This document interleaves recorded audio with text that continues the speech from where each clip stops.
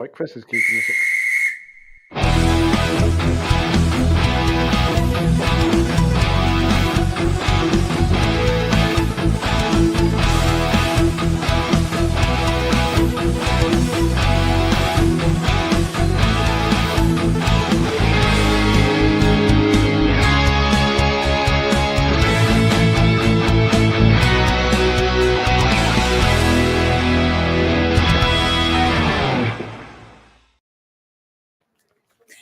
Hello, good evening, everyone. We are here. We are not, Your shit, and you know. we've just had a bit of moment of chaos. We're currently just dealing with a punami on my end. So I'm going to leave you in Paul's capable Talk amongst hands yourselves. while I deal with it. But I will be listening. But good evening to you all, and welcome to the chaos. I'll be back in about 30 seconds. Hello, everybody. So, that's a good start, isn't it? How are we? It is me and Freya, but these are the consequences of having a baby. And speaking of shite, Jonathan Pearce is on commentary on the BBC, so you may hear me shout a bit.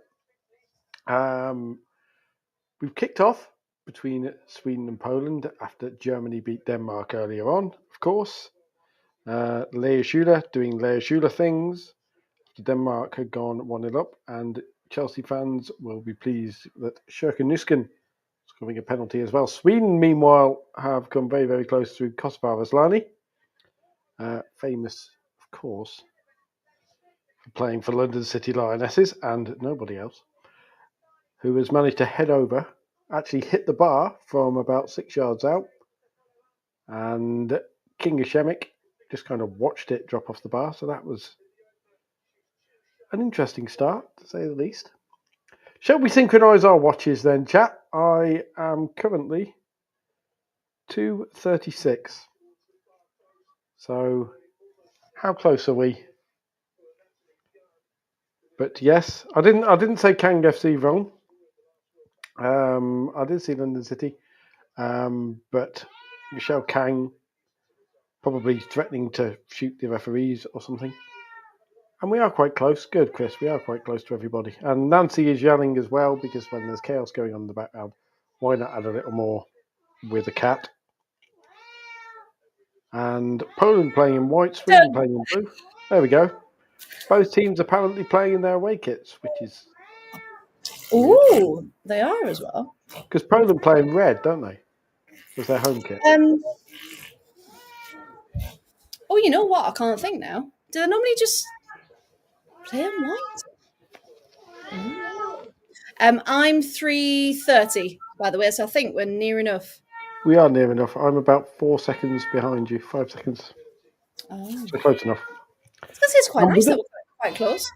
And with all the chaos, I have not managed to tweet and tell everybody we're on the watch along. What? Quick, everyone in the chat, live now. Tweet and let everyone join us. Yeah, tell everybody, come and join the chaos. Go join the chaos. I can confirm Poland's home shirt is the white. Oh, they are playing home. Is the white, so there we go. And there is Nancy. Nancy, always on it. There we go. On it, indeed. I do enjoy your topical tag. Thank you. I did think about it the other night, and then I was like, no, I'm going to go for it. So I have that's dedication. I think about these things when we're not live, and now I've just got Rachel Stevens singing in my head while the Aled's on the train from Basel to Zurich. So Aled was tagging me in the pictures from the stadium. So what a cracking match to be at. Germany, of course, coming from behind to win 2-1, securing their promotion into the quarterfinals. So safe travels to Aled, and hopefully you can join us in a bit. Sweden only need a draw now to confirm their qualification. Yes. And also, I am manifesting a Polish win. Polish chocolate. Hey, there we go. The wonders of living in the city with the second largest Polish population in the UK. There you go. Ah, there we go. I nearly got Polish beer as well, but thought that was a bad idea. So here we go. Polish night out. There we go. A live taste test of Magura Precitura Chocolata, which is Polish and Romanian, apparently. And we will, in classic MasterChef fashion. This is the content you all signed up for. This is the culprit right here. And there we go. There's the content you all signed up for. Looking very cute, of course. As if not a care in the world. Nothing's happening. She shits where she wants. No. She shits where she wants. Sophie Ray, she shits where she wants. You've got your own chant already. Aren't you clever? So, yes, so chocolate. How is it? How is it? Decent. Tastes like a mini roll. Interesting. Okay. Love a mini roll. And you all might want to turn your speakers down because you're getting very nervy of me eating a mini roll. So let me mute my mic for a second. I was going to say it's a mixture of baby noises and mini roll eating. So there we go. The content. Chaos ASMR. That's what that was.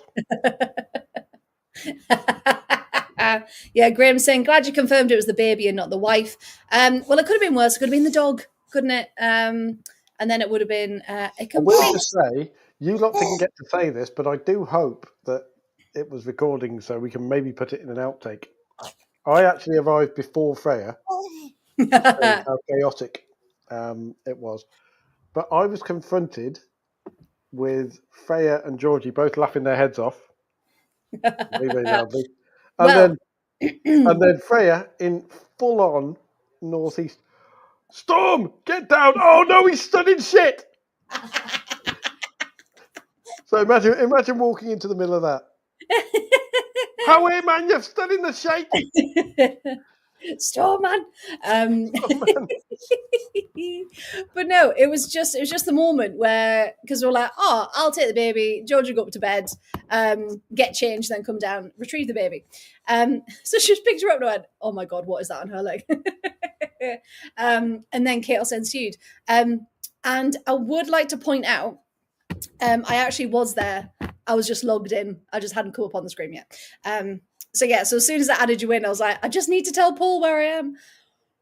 And I'm like, hello everybody. That's the first time I've ever had to fill for shit. Like, which proves that I can in fact improvise for shit. So there you go. We've officially made it. How many jokes can I possibly make? Oh, we'll do it all night. I have found out, by the way, that ideally, for boredom purposes on Saturday, to get us a possible night off, we probably want Sweden to win this, because that means Group C will be decided. Because I am playing ice hockey on Saturday evening, and I might make it back for you the mean second you haven't rescheduled your whole life for this tournament? What is this? Just the vast majority of it. No, that's absolutely fine. No, and you're absolutely right. If it's already done and dusted, then yeah, we'll see. We'll see, won't we? I might still do one. I'm watching it anyway. I might still do it. I might still come and join you, but it might just be for the last 10 minutes or so. Yeah, of course. Yeah. Because the game starts at 6:15.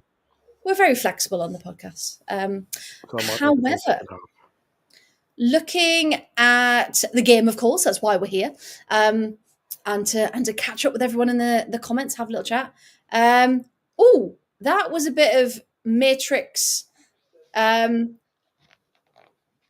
flexibility from Janogi there. Did anyone else see that? She kind of went forwards, reversed, and that it's how bizarre. That's an impressive. Oh, that's unsettling. That was full on. It looked like someone just rewound the tape, didn't it? Yeah. So watch it like, did that just happen? I mean, that's impressive, isn't it? But yeah, I think already Sweden looking like they had the better of the chances. Poland Poland again is trying to find their feet and seeing what they can do. Sweden are very clearly coming out early on and going, right, if we get an early goal, then we are in a very strong position for qualification. Yes, and then they can keep building from that. Because of course it was just it was a 1-0, wasn't it? They won in the first. I know, in the first game. Poland, of course, really struggled in their last game as well. Just couldn't get the ball through the midfield, couldn't get anything to Payot. So it's whether they've put some plans into action to help their support up front.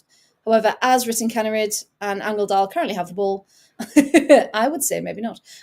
However, Poland have won the ball back, trying to start a counter, but will they succeed?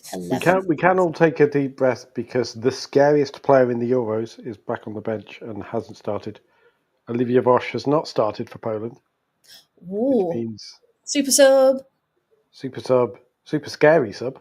Super scary sub. in the most affectionate way, to be clear. Yes. We're not mocking her. We're just saying she looks like the kind of person who you definitely wouldn't mess with. No, not indeed. And also, Amanda Ilstedt back in the starting 11 as well. Fantastic to see after giving birth, of course. Oh, that could have been a good chance, but the header just wasn't there. However, it's back. Oh, it is all Sweden, isn't it?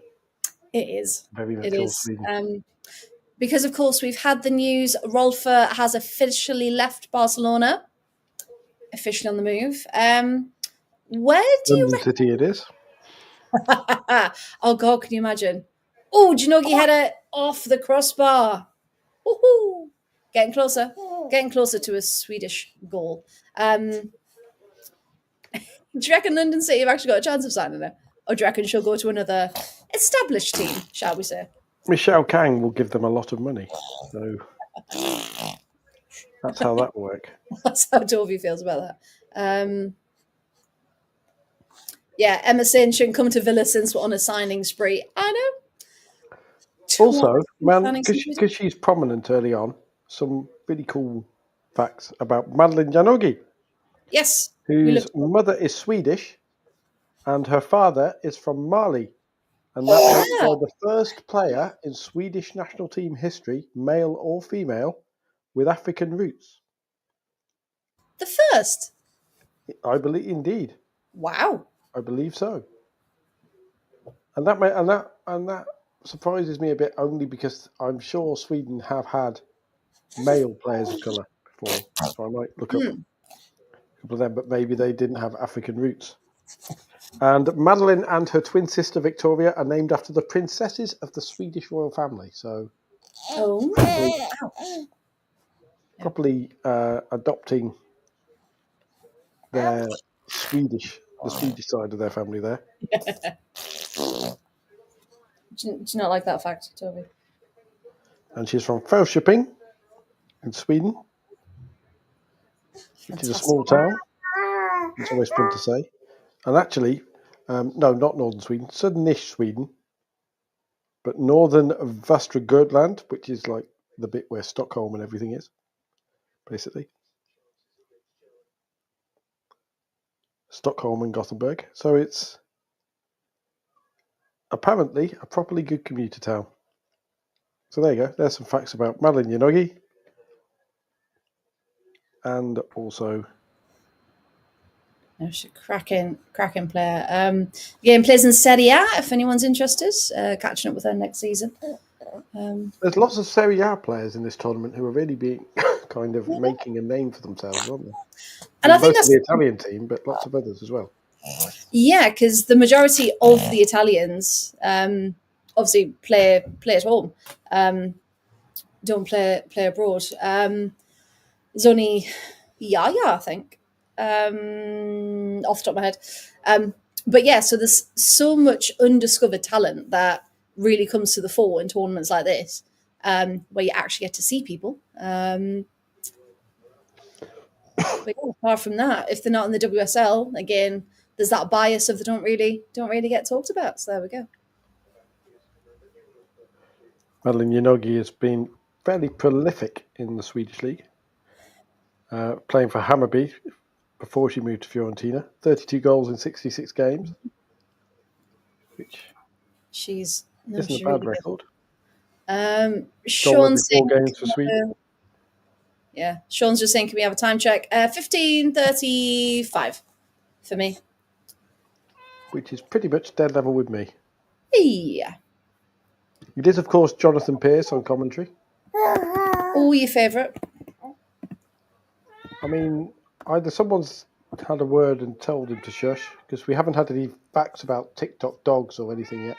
That's And of possibly because course, Sweden are yeah, making life interesting. yeah. And no bitchiness about Ada Hegerberg tonight either. Okay. Say no, no.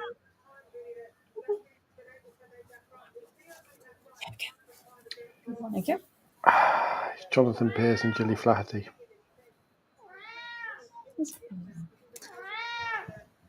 I say nearly a dream duo. There we go. I mean, Luckily, again, I've got it on low, so I can't actually hear anything, which is great. I do wonder sometimes when we get a bit bitchy about commentators, as if we're kind of like, is it unprofessional? But then you think, it's only what everyone's thinking. Well, you don't mind. Obviously, criticism is fine, but it's the delivery we've got issues with, isn't it? So it's not the actual criticism; it's the way it's phrased. I mean, I'm just trying to work out how many players Gilly Flaherty has played against, so she can talk about when she played. I was going to say who was ever in the WSL or the Championship. It's just classic commentary. Oh, and ever priori through Gilly, you've played against her. Well, I haven't, but I had a dream about playing against her once. And let me tell you in chapter and verse how I defended her. And I would have loved to play against her if I played for a team that was any good. Although she did play for Liverpool. When Liverpool. Well, Ryan's in there. Sweden overplaying this in the final third. And also has a question for you, pal. Jonathan Pearce or Sam Matterface?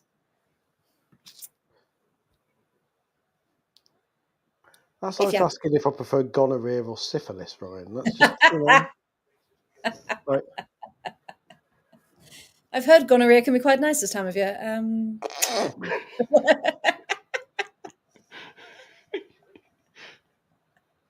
Welcome to the Absolute Football Podcast. We are talking gonorrhea. No, she's still got two. There we've got Sean with the facts as well. 2 English match officials involved tonight. Emily Carney is one of the assistant referees, and Jared Gillett on VAR duty. Jared Gillett is a very interesting official in the sense that he previously refereed in the men's A-League. All Australia, right. Yeah. And based on a video of him that went semi-viral in a hotly contested match where he was mic'd up, apparently this came to the attention of the English FA, and it was suggested he may want to consider reffing at a higher level. And he's worked his way up through the levels and he's now a Premier League referee, amongst other things. Ah, very good. Very good. First Australian to referee in the Premier League. Oh, that's cool. Very cool. Aslani going down there, receiving some treatment. Seems to be the back of a neck. Which, of course, Interested is doing a lot of heavy lifting there, Ryan. If you'd heard his commentary of Finland and whoever they played, Iceland. Was it Finland versus Iceland? The early game, the second one.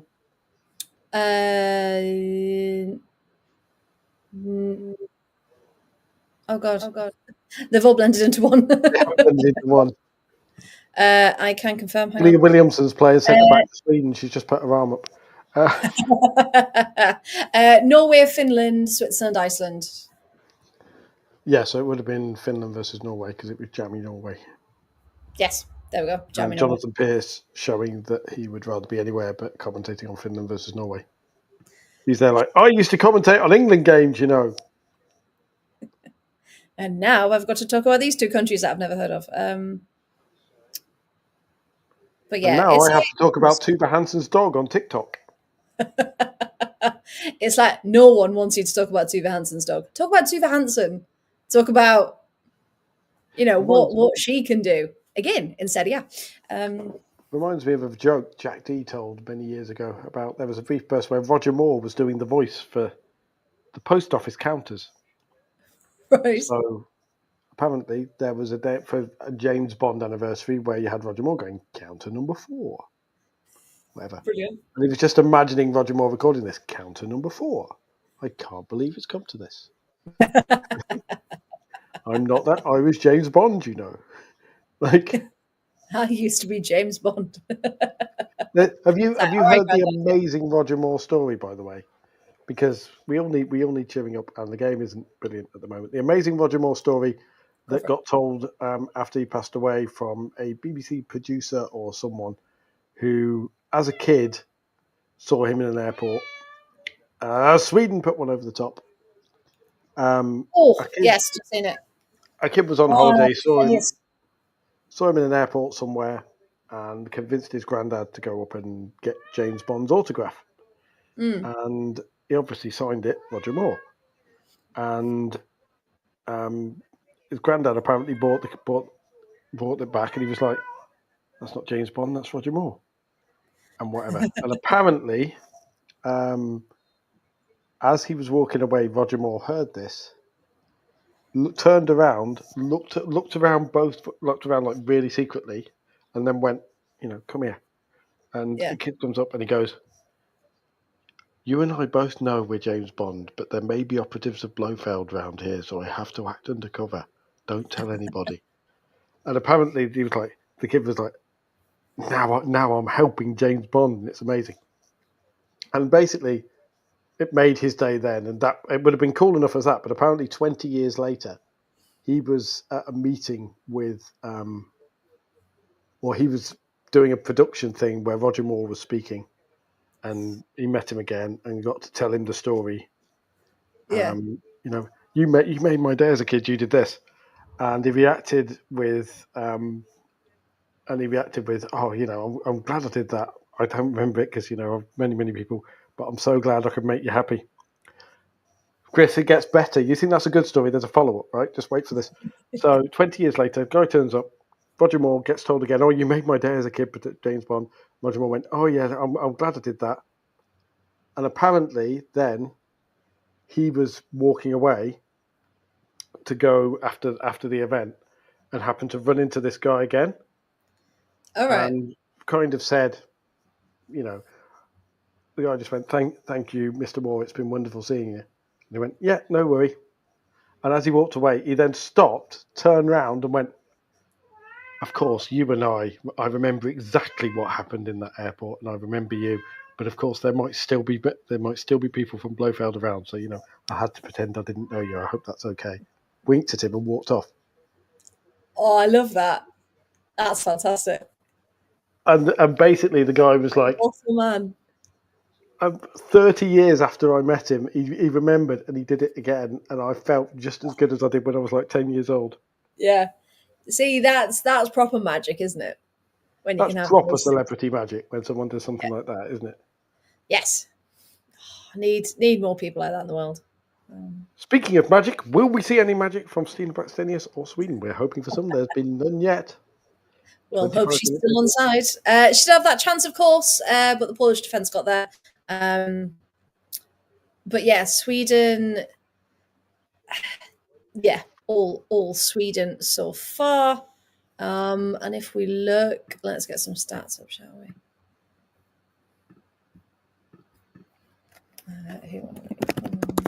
I love how Ryan's like, "I have a shrine to Leah Williamson." No, I've got a picture of the Statue of Liberty because you just need a woman with her arm up and it's close enough. Oh, that tickled me. Yeah, Sweden have had 7 shots to Poland's 2, whereas Poland have had 1 on target. Sweden have had none. So technically, they got a 50% conversion rate of Poland. So And that's why Also, you never trust stats. I do like James Bond films, but not anything after Pierce Brosnan, really. I haven't seen any of the Daniel Craig films. Oh, see, so Pierce Brosnan was my first Bond. Fair. Yeah. To So be fair, he was probably mine the first one I remember, but because obviously growing up you see the other ones, but the first one where I was actually old enough to be aware of this is the new Bond. yeah, so I always thought Pierce Brosnan was the best.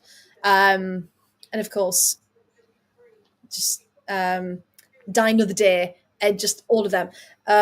But honestly, Daniel Craig Casino Royale is probably one of the best ones. And Skyfall. Really enjoy Skyfall. Best Bond theme. Some may say. No, the best Bond theme, unquestionably, is "The World Is Not Enough" because it's sung by Shirley Manson, who is the hottest woman on the planet and a child of Christian Bond. So I will hear nothing. And that's how we rate things, everyone. There we go. Um, Graham's saying they're trying to get the wave going. No, we know nothing's really happening, but you've got to believe and sit and focus, not not take part in a wave. Slight pause in play as Poland get the game going again. We should try. We should try and get as many James Bond related lines in, like James Bond football commentary style. Oh God. Okay. I'm trying to think of some. It's because it's like under pressure now. Yeah, Fendel's got the something needs to happen first of all. yeah. Like football related James Bond things. If someone gets fired into the air, it looks like they got the red card or something. I don't know. We'll make it work when something happens. And Oh, saying as that, hey, there we go. And it's Stina Blackstenius. And as Ryan rightly said, she scores the goals. Yes, she does. Beats Shemek in goal to put Sweden in the lead in the 28th minute. So there we go. It was a lovely crossing. We'll get a replay in a minute. But her header found the back of the net. it's a shame that the Polish didn't Stina that coming. I should have done that in the Sean Connery voice, shouldn't I? Just the absolute silence from everybody. Fair just looking at me disappointed while having a sip. Like, Who's that ball from? Ball comes in from Aslani. And then Shemek just should a have done little better with dink. that. Shemek should have done much better with that. Because Blackstenius practically. Yeah, it's just really straightforward goal, isn't it? And That's you one of think those. because Shamik's really tall, so you would have thought her reach kind of. Oh, Emma, we have missed you. Meant to be Stina. Stink, stink, stink. And then changed to Tina Stomastina. Do we have no? And then Emma gives up. Stoma Stina. Did someone refer to Stina as Stoma? Back on shift, Stomastina, aren't they? apparently. Yeah. I love how David's just like, what do you think about Villa Park gig? David's like, I'm oh, I'm not really. interested in the match. No. Guys, tell us about your favourite things. Um, Boxes of roses all tied up with mittens. I don't know. Got the words completely wrong. I'm sorry, boxes of roses tied up with mittens. I don't know. How many mittens? Do I look like Julie Bloody Andrews for crying out loud? Honestly. Raindrops on roses and whiskers on kittens. Bright copper kettles and warm woolen mittens. There you go. Oh, yellow card for Bright, Aslani. bright, shiny packages tied up with strings. Those are a few of my favourite things. Bam, bam, bam, bam, bam, bam. Hold on, what? Hold on. Oh, Ryan's complaining interesting. that we weren't Aslani's talking got the about card. Villa. Was it for her reaction? Because Payol started that.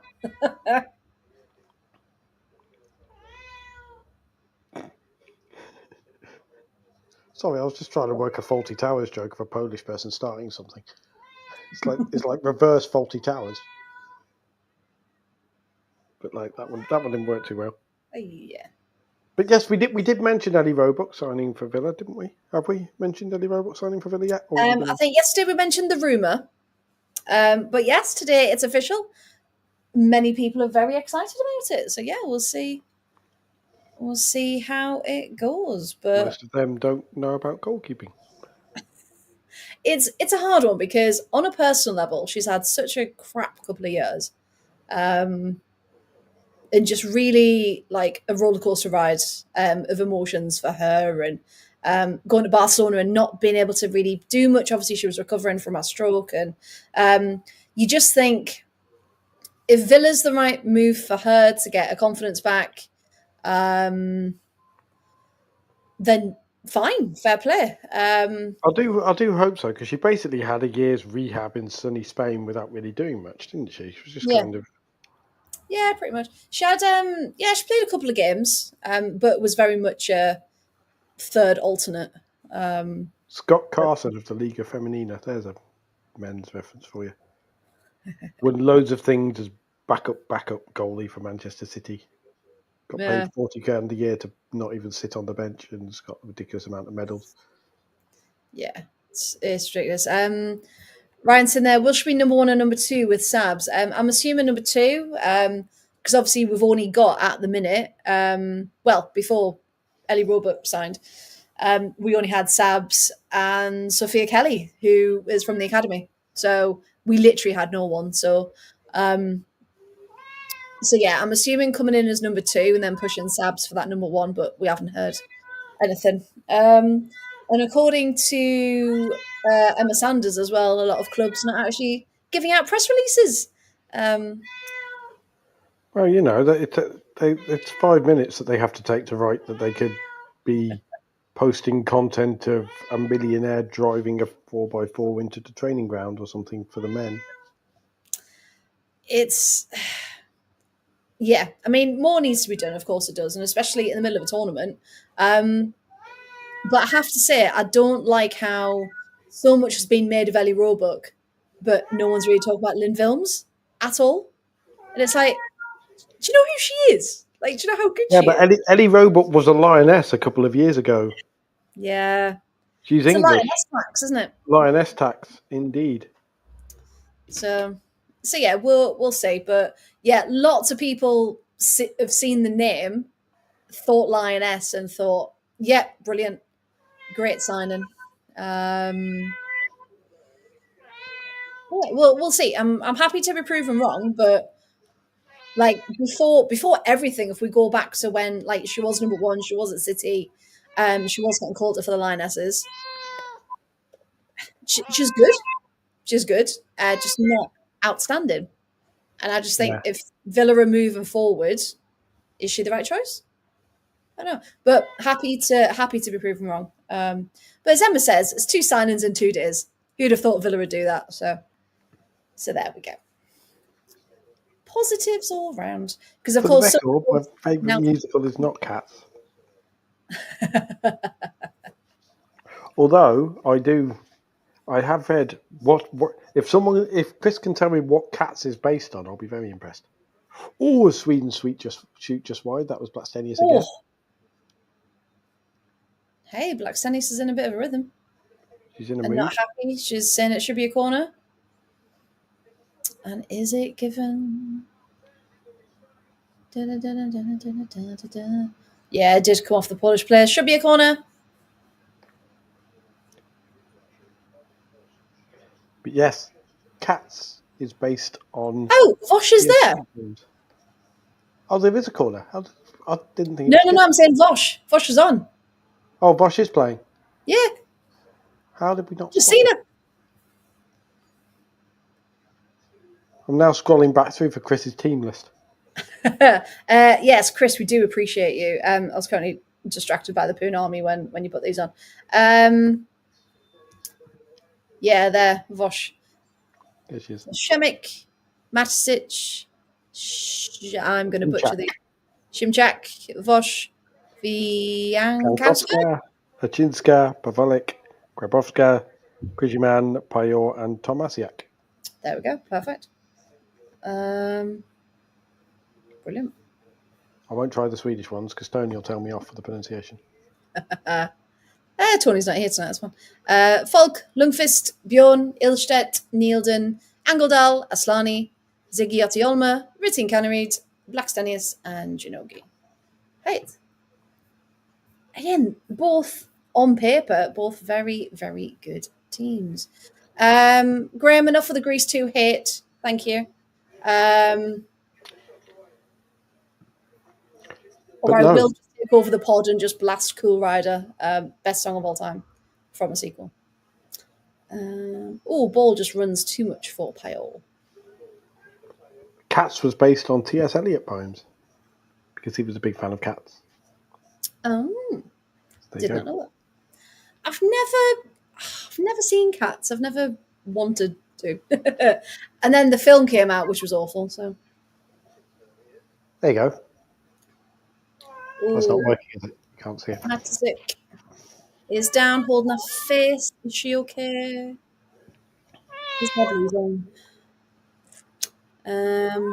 Just putting together of heads.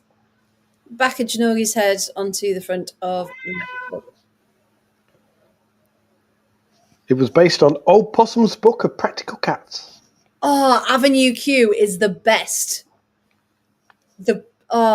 Yes. Well done, Chris. If you haven't seen it, you need to. It is the adult Muppets, and it's incredibly filthy and very inappropriate, but it's incredible. But the best poem, the best song from any musical, is McCavity the Mystery Cat. The best from song? Cats. Why is it the best song? Because the lyrics are amazing. Okay. Because McCavity's a mystery cat. He's called the Hidden Paw.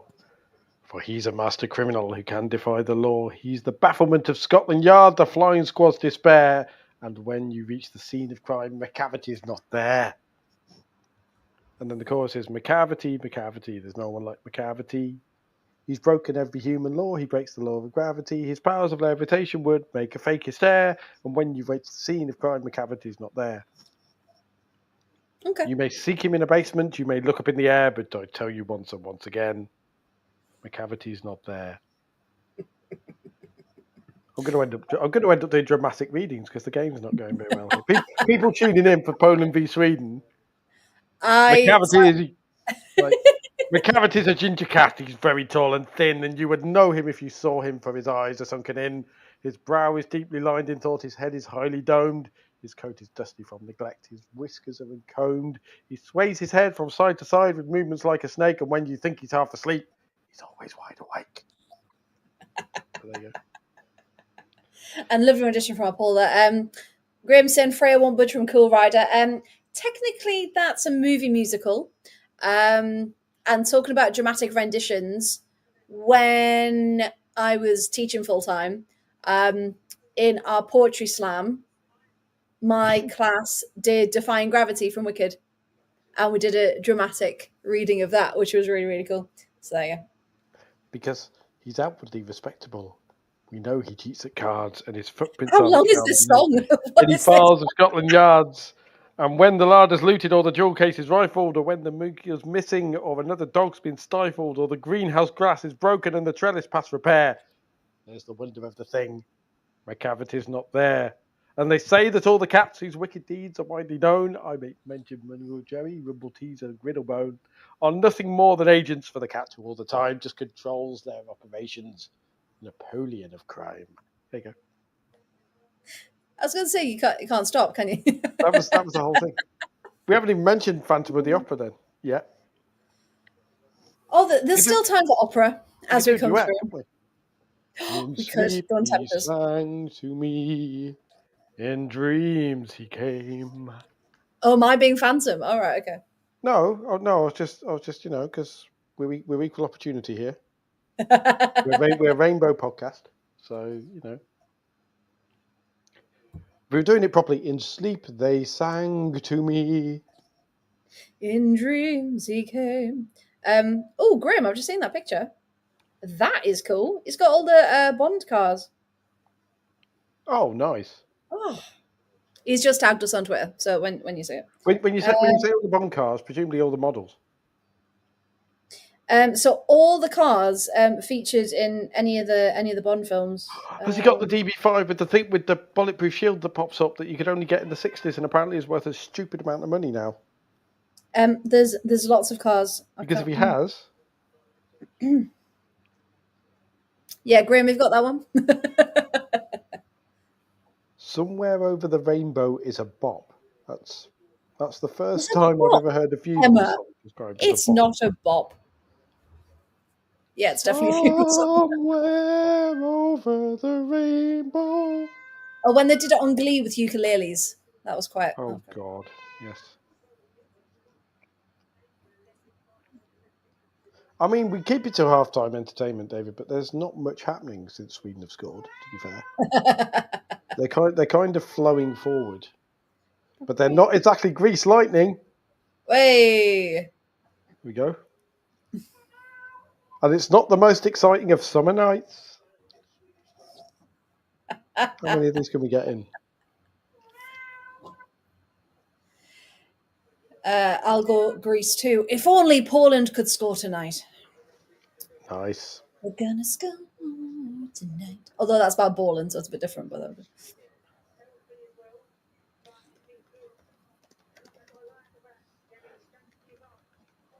And now we're spent. Everybody, there you go. That's... I was gonna say, if you put 50 pence in the pot, we'll come round again for the second part of the evening.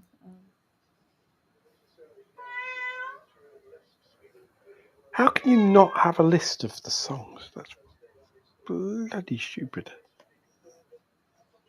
That's really, really annoying. Hopelessly devoted to this watch along. There we go. That was decent. That was good. Well done, Emma. Well done. Oh, Black Stannis is through. Can she do anything? Good save by Shamek. Vosh also getting in the way of Black Stannis as she goes to the floor. Let's have a look at that one again. That looked quite good. Oh, was she just anyway? Could have been a beauty of a finish, but clearly Blackstenius was a beauty school dropout. Oh, what's my favourite song from Amnuku? Well, where do I start? I mean, I love the introduction. And when I used to, story time with Freya, because when I used to be an archaeologist and driving all over the county, there would be like nights where I was like 2.5 hours by myself. So it would just be musicals. So I learned to do all the voices from Avenue Q and then do them all at the same time. So that was fun. But yeah, I love There's a Fine, Fine Line. But it's got to be Schadenfreude is the best song from Avenue Q. I mean, they're all getting annoyed with Stina Blackstenius now, apparently, because apparently to score was all they ask of you. So there we go. You see, I'm working on it. The funniest thing about Phantom of the Opera is all the decent songs are in Act 1 because Act 2's crap. Like nobody knows "Wishing You Were Somehow Here Again" or anything. Oh, again, Blackstenius just over the crossbar. Yeah, so many good songs from Avenue Q. Again, all horrendously inappropriate. If you want horrendously inappropriate songs, Cats on the Rooftops and Cats on the Top. No, I'll stop there. Oh God. Just go and look up the lyrics for Cats on the Rooftops, everybody. That's all I'm saying. There's also a song called "Everyone's a Little Bit Racist," which Well, they which are. is really good. In theory, I've got to look up the lyrics for that one now. Oh, it's true. Life Outside Your Apartment, that's a good one. If You Were Gay, yes. Brilliant song. If you were gay, well, that's okay.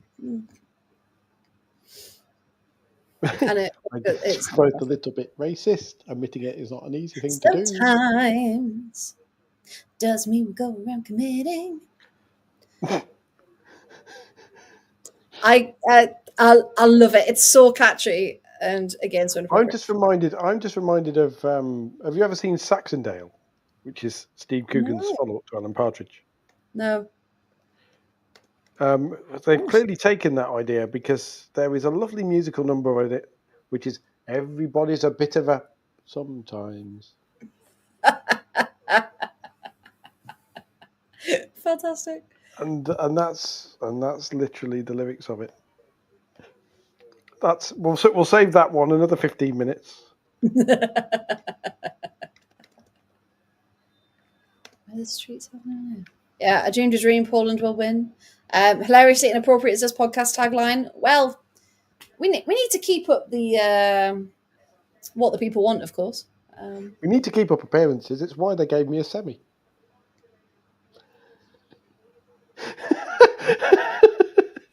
Oh, Hyacinth.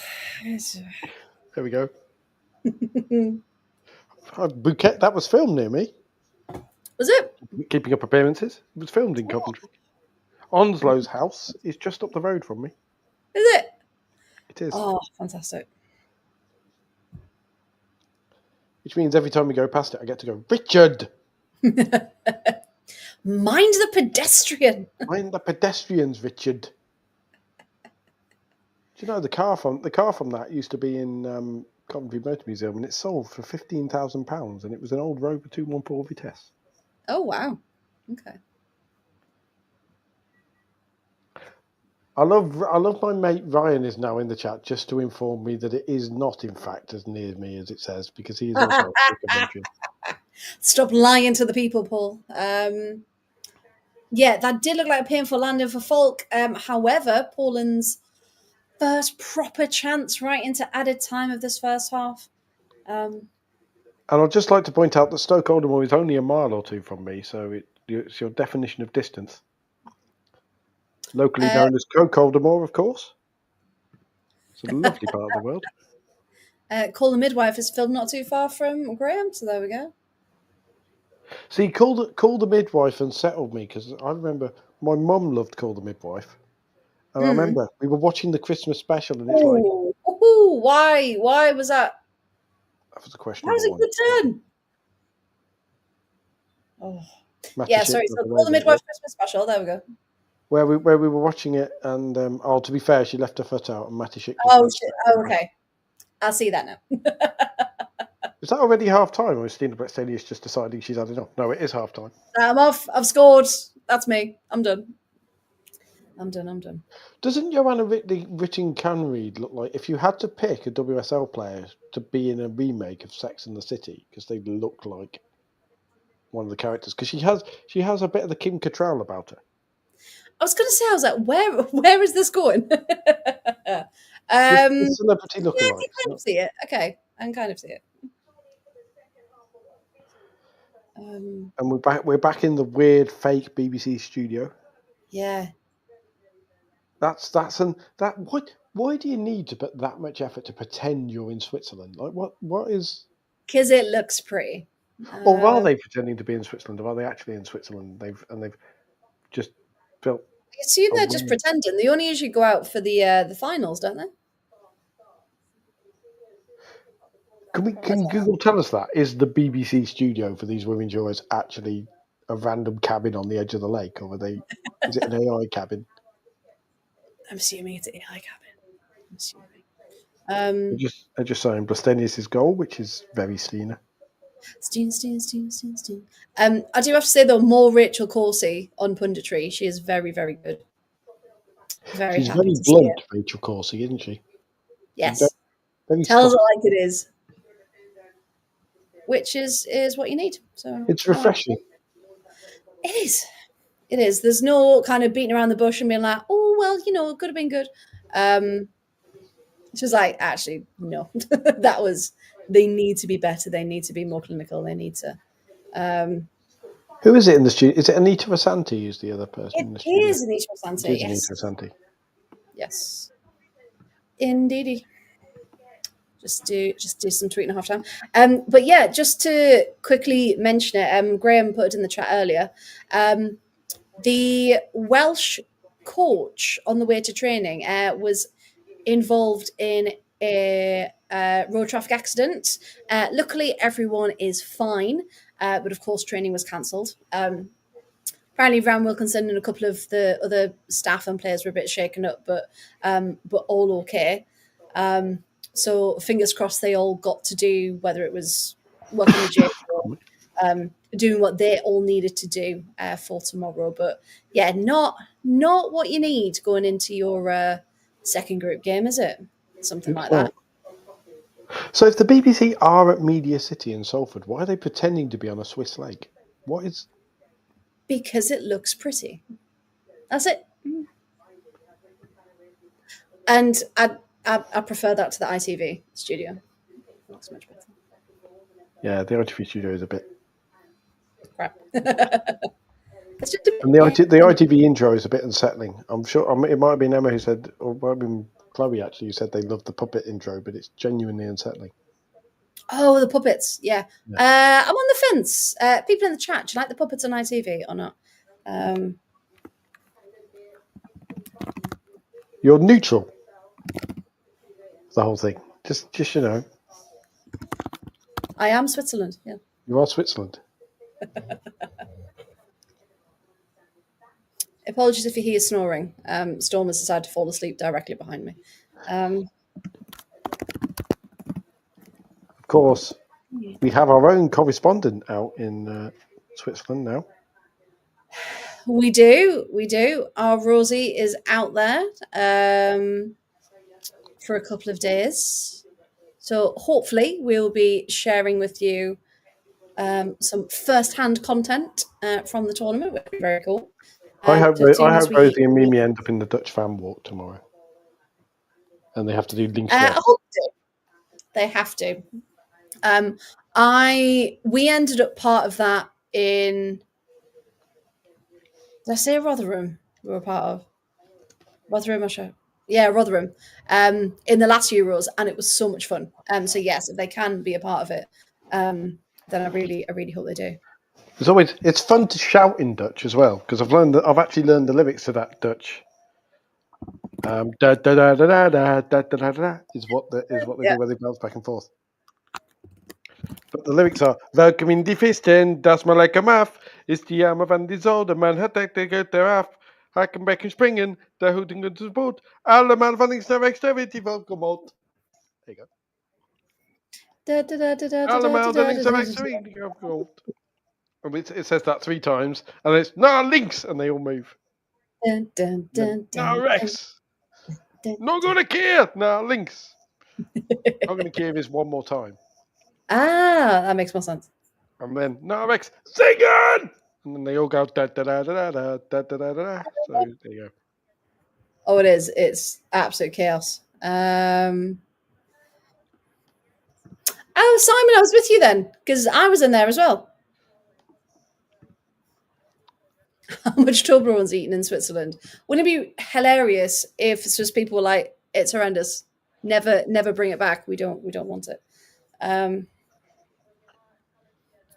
Let's have a look. And amazingly, apparently, it's defined as après-ski music. Is it? It is. I don't know what the Dutch do after ski. But here is how amazing that is, right? Okay, so on the Dutch National Day, they did a performance of that song. Yeah. In the town of Breda, which is North Brabant, and they had tens of thousands of people do it, and it was so cool that it registered on a Geiger counter. The ground tremors of them jumping up and down registered on a Geiger counter. That's cool. I can confirm. So this was the last Euros.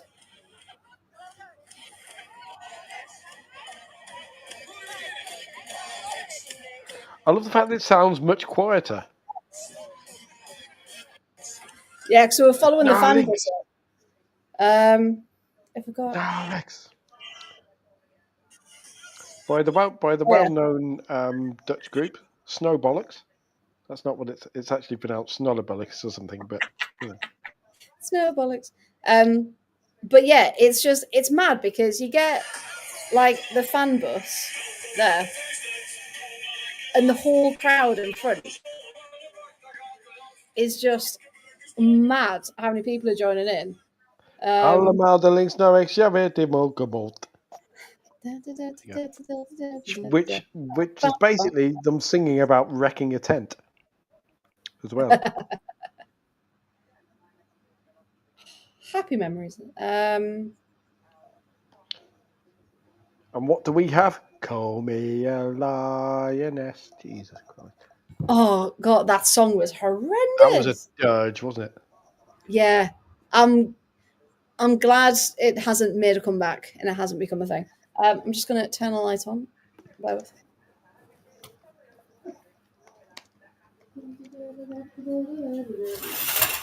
What about you just humming along? Right. Oh, it just gets stuck in your head, doesn't it? Allemaal de links naar rechts, ja weet je mogelijk. And so on. Believe it or not, Toblerone can no longer claim to be Swiss. Because Ooh, due wow. to its production changes, it can no longer use the Made in Switzerland designation or display the Matterhorn on it. Oh, so what's going to happen now? It's almost Swiss, but not quite. So what's changed then? Apparently, the milk isn't all Swiss. It is a seismometer because a Geiger counter does radiation. I was hoping you wouldn't notice, Graham. Anyway. Also, there were 7 billion bars of Toblerone produced last year. 7 billion. And I wish I could have eaten every single one of them. Which, if we assume most of them, if we assume they were an average of 1 kilogram, because you know how you have loads of different sizes of things. Yes. 7 billion kilograms Ooh. is about the weight of 700,000 African elephants. Oh. 1/10 the weight of the Great Pyramid of Giza. And there was enough Toblerone produced last year to be 1,000th of the mass of the Earth. That's how much Toblerone was produced last year. So there you go. However, Graham said, can't stand Toblerone. That's okay. We'll eat it for you, Graham. And Emma says, I love Toblerone. So, that's... We'll eat there were two Graham's types of people. And they're all coming together in this podcast. Right then, just to do a bit more of a roundup on the stats. We've got Sweden have had 12 shots, only 2 on target. Poland still with 2 shots and 1 on target. But yeah, just the goal in it. Do you reckon in the second half Sweden are going to go for it so they've won by quite a cushion, or do you think they'd be happy to go maybe one more and then we're good? I think they need to go for a couple, because with Eva Payor on the pitch, there's always the possibility that there will be a comeback very quickly. Do you say Payor on the bench? No, I said Payor will always. It's always a danger. Okay, I was going to say, I was like, I'm sure Payor's playing. She should be on in the first half. Yes, just a brief pause in the madness. Don't worry, the chaos shall return very soon. Jo Curry is currently on screen talking about England, and she has, you know that slightly fanatical look people have, where the fandom and the reporting is like right on the edge. She's like, she's on there just talking about, and saying, oh, it's a really important game tomorrow, and it's like, we know, Joe, but she's reporting in complete darkness. Like genuinely, she She was lit up, and then there was just complete darkness behind her. She looked like she was in the middle of a lake. Oh, so that's not Joe Curry. That'll be why then. That'd be why. It is Catherine Helled, the Welsh lady. Ah, fair enough. Yeah, I was thinking, I was like, I haven't seen Joe Curry on my screen. But yes, she was reporting in darkness from the arena that they'll be at tomorrow, which was a bit. Which you couldn't actually see because all the lights were off. Yeah. Yes. So, so just a reminder for tomorrow, everyone. England annoyingly kicking off at the slightly earlier time, 5, but because we're both at work, we can't live stream the England game, unfortunately. But we will be back at 8 o'clock for France versus Wales, and we will bring you all of the information from the England game. So don't worry, we're still back at 8 o'clock tomorrow. I'm going to confidently predict England are going out, by the way, because England are on ITV. Oh, was that what you're thinking? Tomorrow. Because BBC are showing France versus Wales. Because the BBC have clearly gone, in the way they divide up games, the BBC have clearly gone, we'll have the knockout games that England are in.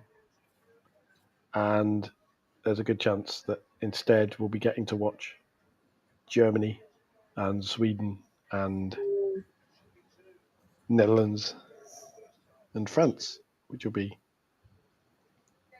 nice and will be the marquee stuff, but it won't be England. Poland are making a substitution.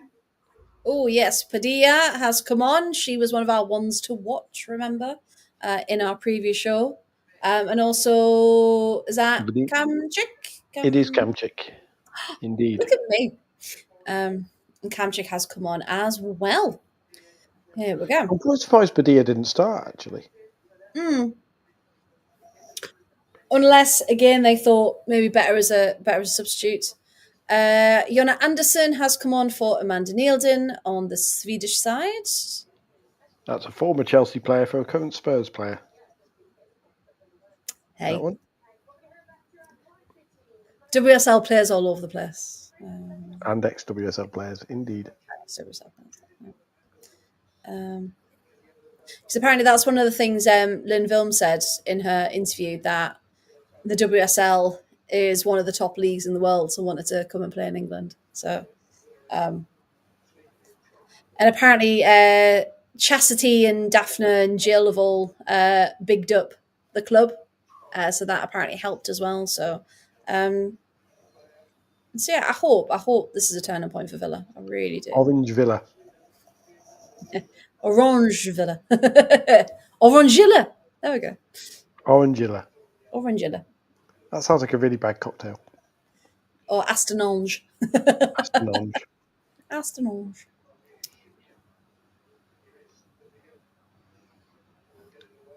And nobody quite knows where to go from there. Sweden attack. And Sweden aren't quite sure where they're going either, because they go up a cul-de-sac. No, they've all kind of starting to crisscross over one another, aren't they? There's no...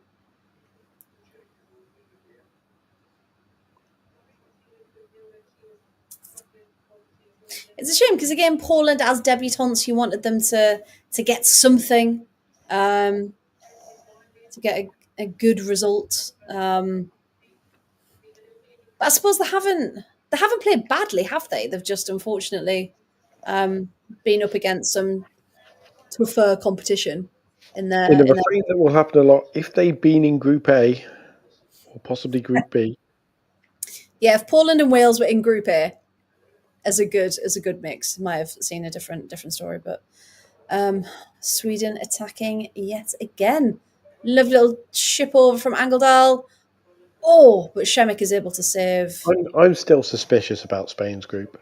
You know, I'm not one for conspiracy theories, but Spain getting placed in that group, and then where they miss Germany and Sweden and England and the Netherlands and France.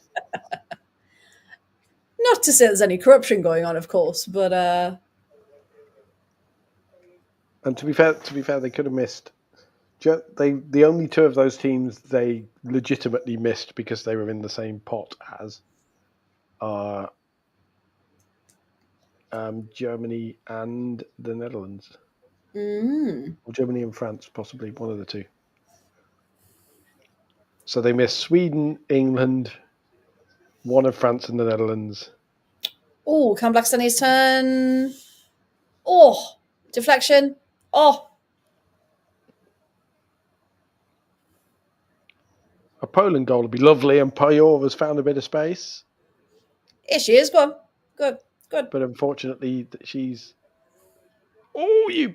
Oh, Okay. can she do it? Can she do it? Oh, deflection and in safely into the hands of Falk. You know, we were talking last night about strikers who look like strikers because they look predatory. Yes, In that, in a good way. In a good way, in the sense that they got that focus. More sense. Yes. Yeah. And that stare. Eva Pajor is another one who has that Focus. slightly disconcerting stare about her when she's on the field. Oh, I'll tell you what, Vosh is putting some cracking tackles in, isn't she?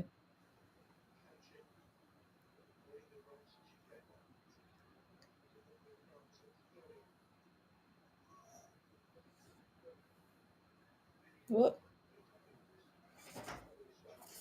Apparently, though, you can tell Poles by their wooden expressions. Sorry. Timed that joke beautifully. Well done.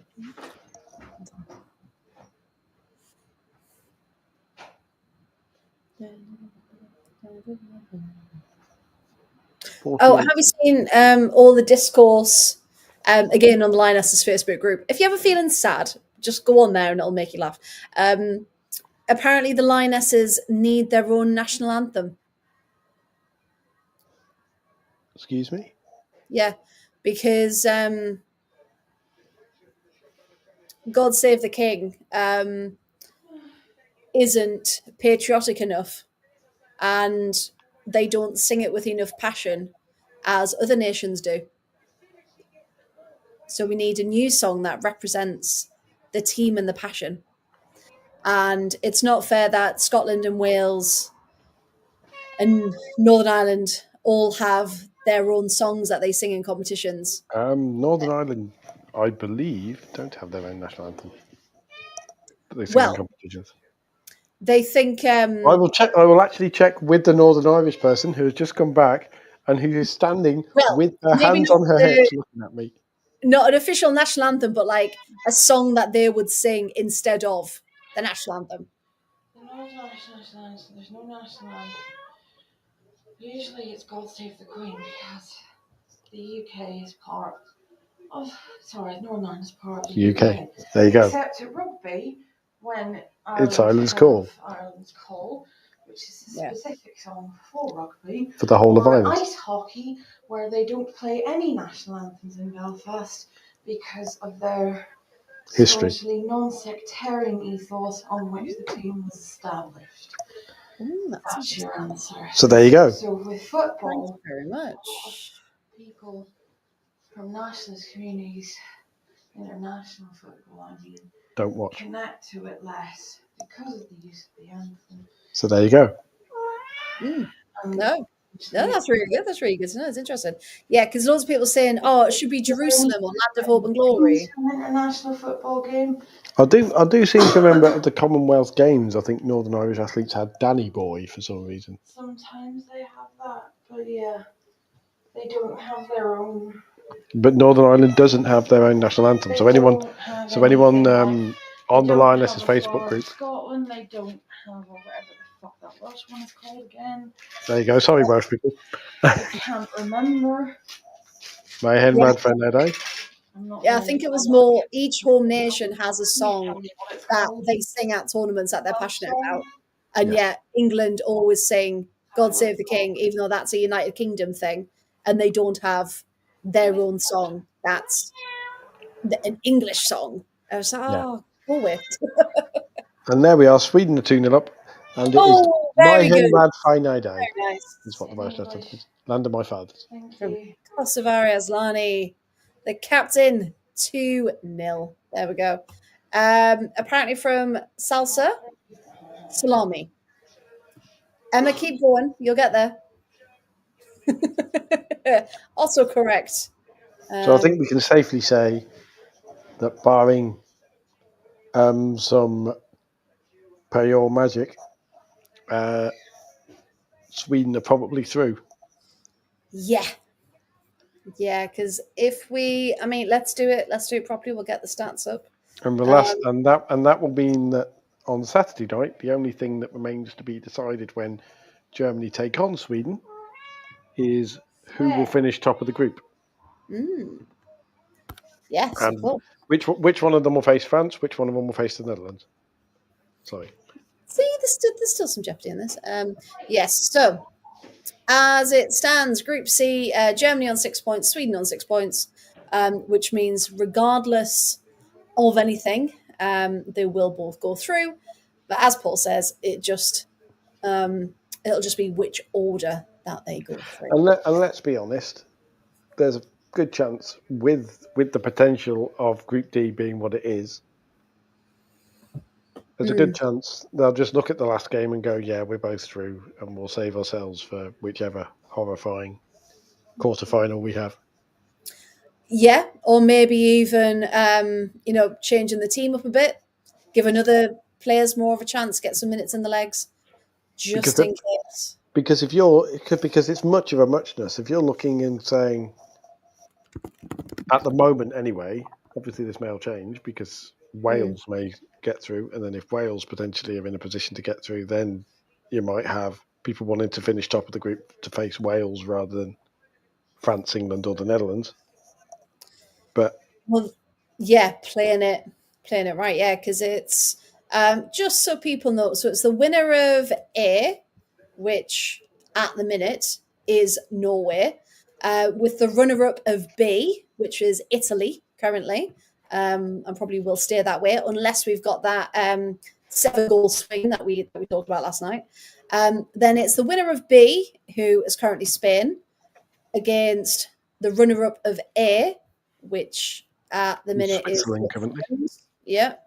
And then we've got the winner of D, which is the Netherlands at the moment, with the runner-up of C.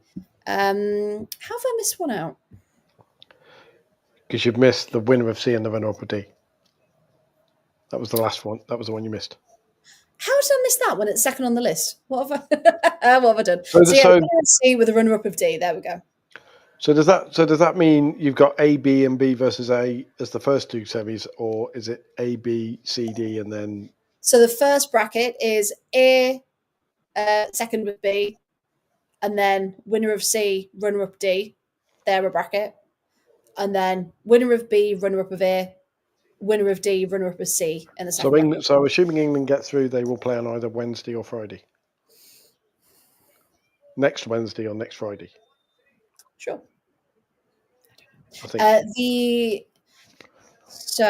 Winner. So if they're the winner of D, which they won't be, so runner-up D, they will play it on the 22nd if they get through. If they beat the winner of C, which looks like it will be Germany. Does that mean there's a week gap? There can't be a week gap between quarterfinals, surely. 22nd, 23rd, and then 27th. So 4 days from the 23rd. So there's a whole week off because it's only the 8th of July. And we've only got 5 more days of... Yeah, so we pause we go through till Sunday. And then it's the following Wednesday because it's the 16th. So it's 16th, 17th, 18th, and 19th for the quarterfinals. That's what I was wondering because you were like 23rd, 24th, 25th, and I'm like, hold on, that's longer. No. So there's a quarterfinal on each night. So 16th, 17th, 18th, 19th, and then a little break. 22nd for the first semi, 23rd for the second semi, and then the final on the 27th. So there's a couple of days here and so there. next Thursday is when the quarterfinals start. Then. Oh, I don't know days. What dates? Hang on. Let's get it up on a calendar.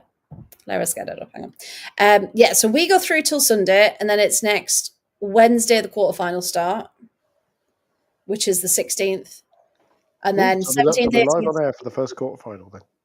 We are, yes, 8 o'clock, because they're all at 8 o'clock now, until the final, which is at 5. So that runs through till Saturday the 19th. Then it's the next Tuesday and Wednesday. And then the 27th is a Sunday for the final at 5 So o'clock. we're on air for so brilliantly being on a Wednesday, we are on air definitely for the second semi-final and the first quarter final. Yeah. Anyway, But knowing us, we'll be here anyway. So so don't worry, everyone will be here. For all of your entertainment news. There's been singing, there's been dancing, dramatic readings. I mean, what else? What else could we give you? And there's some football at some point as well. There we go.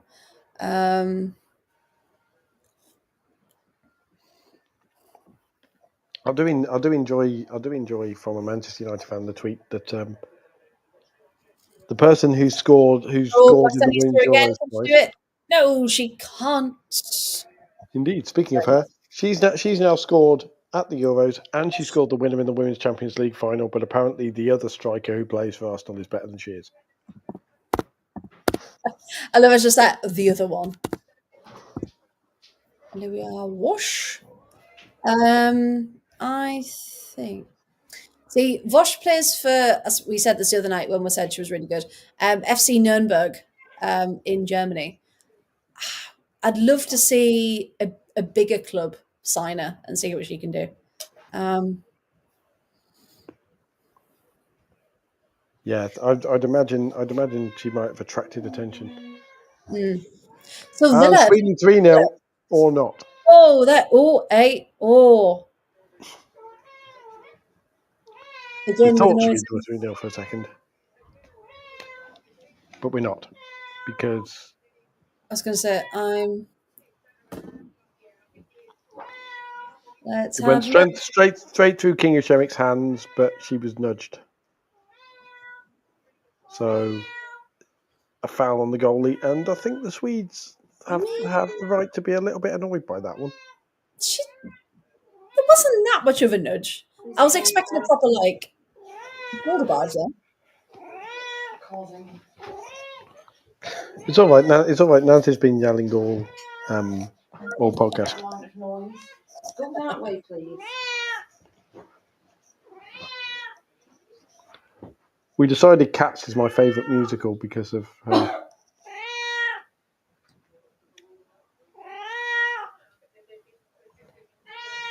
I am kind of glad that got ruled out because it means at least there's some sort of life in the game still. I think Yes. if it's 3-0 Sweden, we might as well start going back to talking about musicals. There's just something about when it's 3-0. Oh, but can they do it? Oh, very good save from Shemek. Very good.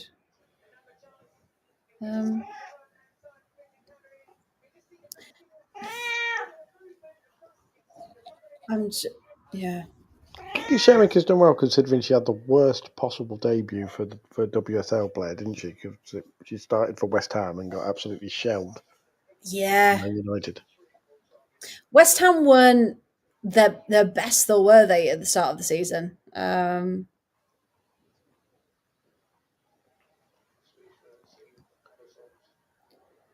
Poland's still going for those long balls for Payol to try and chase, which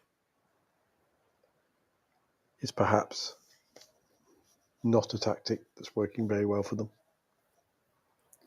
No. And there is Hannah Lundqvist, who our Chloe picked out as a player to watch for Sweden. Yes, she did. She did indeed.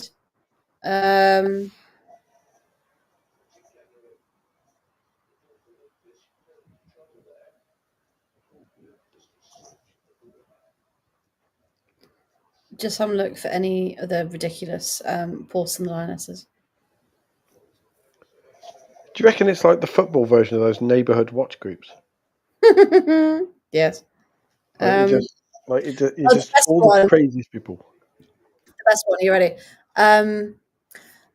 So some people didn't realise that all the referees can change their position, so they can be fourth official. They can, they can move around. Someone put the ref in our game has been demoted to fourth official. As if they've gone, oh, that was a bad game. No, no more reffing for you. I hope the ref in that England France game gets the final just for the head loss. So funny. There are lots of cheerful Polish people in the crowd still, despite being 2-0 down.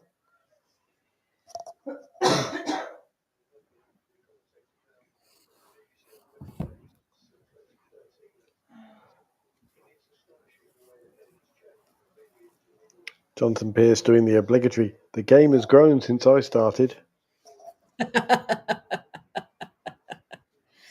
remember when all this were in a field. It's actually in a proper stadium with proper grass.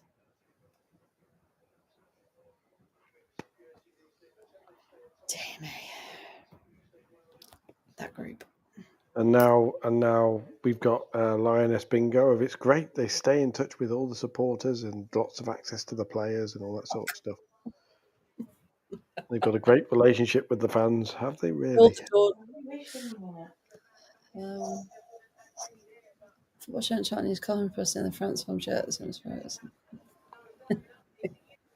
Yeah, the France home shirt is a bus seat. It's lovely, but it is. Speaking of shirts, Roma have just released recently their new one for the season, and it's got a really weird collar.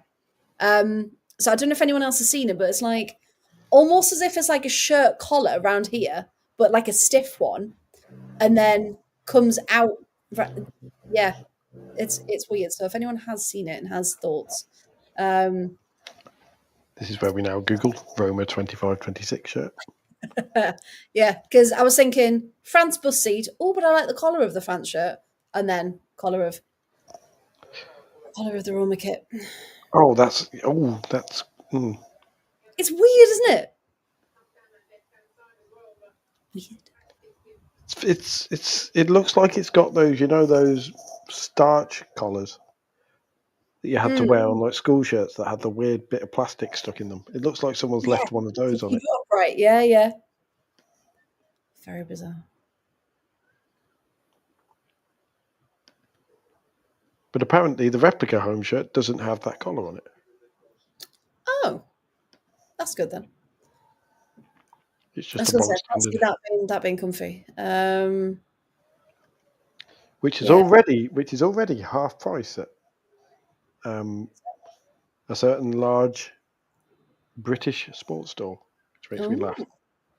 Well, I was looking for Lazio have just released their new shirt as well, which is really nice. I was like, I'll get last season's third kit, which was a really nice black and blue, like geometric pattern. It was really nice. I was like, I'll get that with Piemonte on the back because it'll be cheap. It's still like 50 quid. It's like, it's down from 80. I was at Christmas. I was in a sports shop in the centre of Coventry because apparently Game is now in Sports Direct. Other sports shops are available. All right, yeah. If you want to buy computer games, you have to go into Sports Direct now. And they had several old Premier League shirts that were still 70 quid. And I'm like, that's last year's Arsenal shirt. And that's still 70 quid. It's ridiculous. It's so bad. And yet you get other ones that are like, it's a new season. There you go, 30 quid. Like, because people will buy Liverpool shirts or they'll buy Manchester City shirts or whatever. Yeah. Lena Hurtig's getting ready to come on.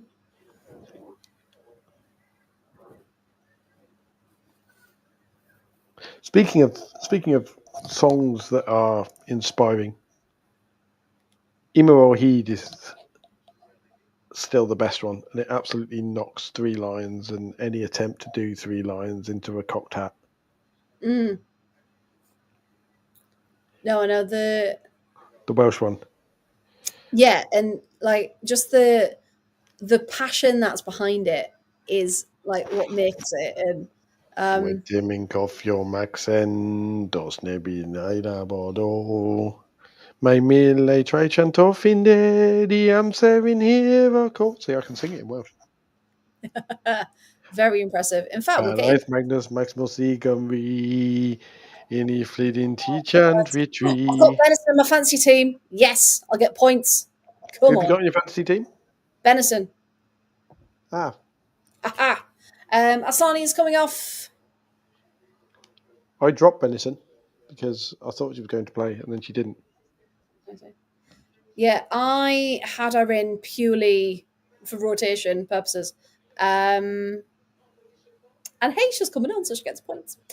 So yeah, so Asani is very slowly coming off. For her take. And Ziggy Otiolma is, of course, the other player off number 15. But it's also I think it's much easier to sing because the Welsh are passionate anyway.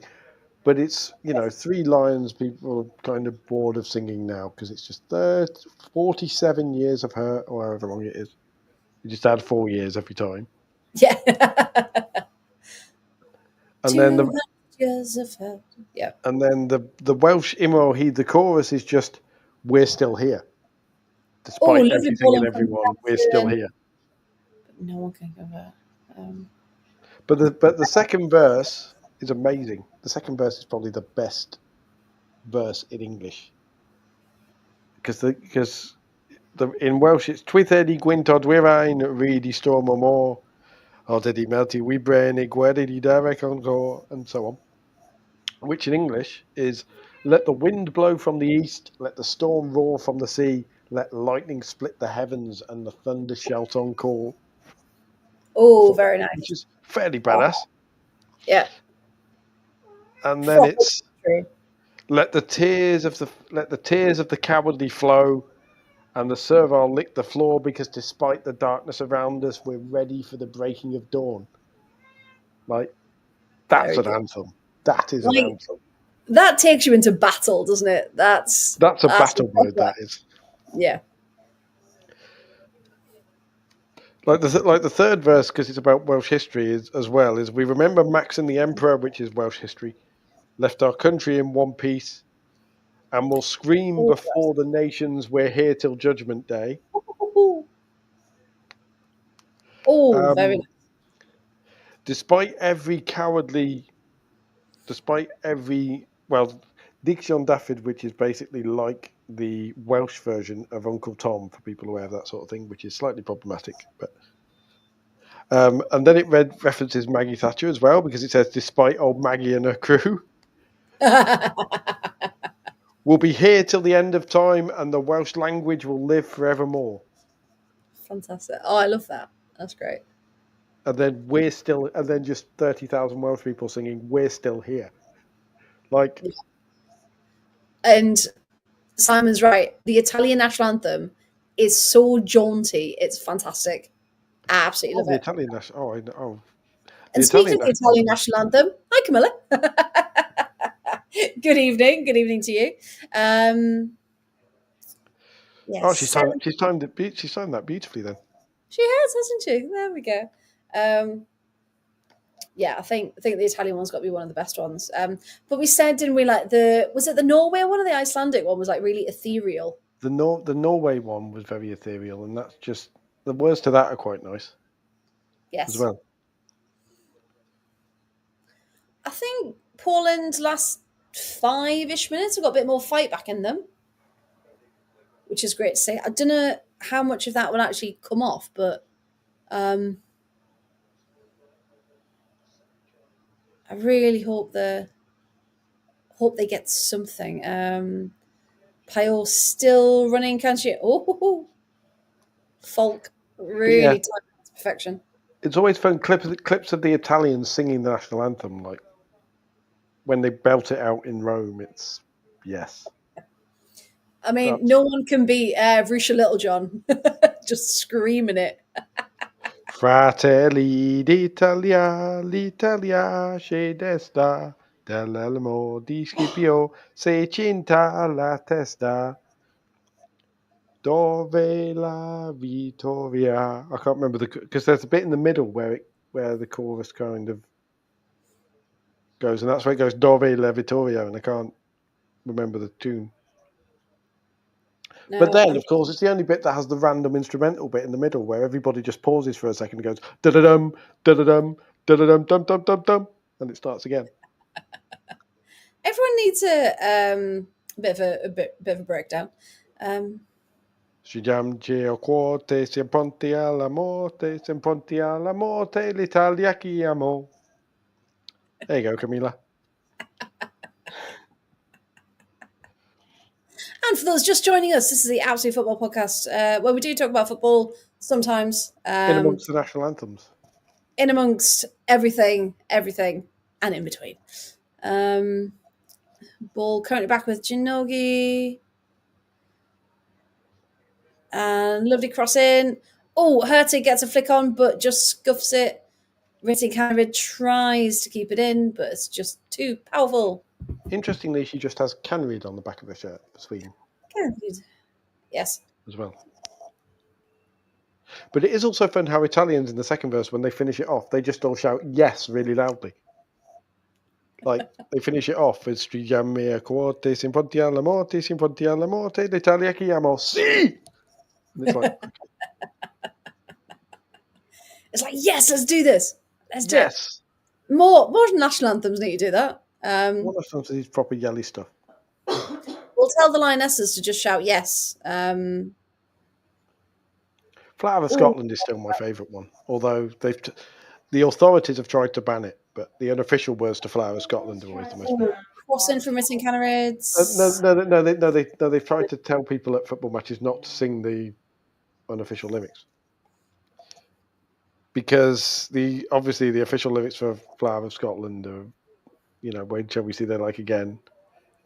And everyone goes, fair enough. Oh, that's a good run. Can anyone pick it up for Poland? That's a good ball, but that's very well. Oh, they just haven't got that last little bit of quality, have they, Poland? No, even though they have Eva Payo up front, they just haven't because they're not finding her. No, and the people around her can do so much, but just not that final bit. So yeah, I completely agree with you. Coming soon, the must-have item for Christmas: 24 national football anthems sung by Paul. Yes. Oh, Rolfer coming on. Flick on by Hurtig. Rolfer, of course, with no club now after officially leaving Barcelona. Yes. But yeah, there's quite a few leaving Barcelona. And of course, quite a few leaving Wolfsburg. So I think it's going to be a huge season of change throughout the competitions, especially Champions League, of course. We can but hope. Oh, that was good. Cross into the box from Poland. But straight into the hands of Hulk. Oh. Padilla again doing incredibly well. Kamchik, since she's come on, been very impressive.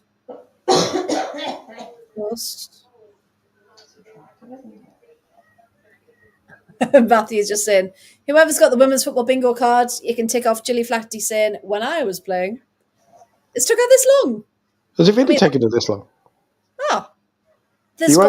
You okay, Gilly? Are you feeling okay? Are you off tonight? They've told us she's allowed one per game.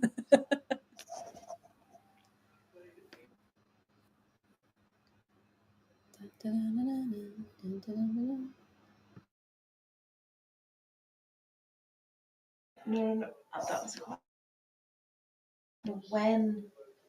When it comes.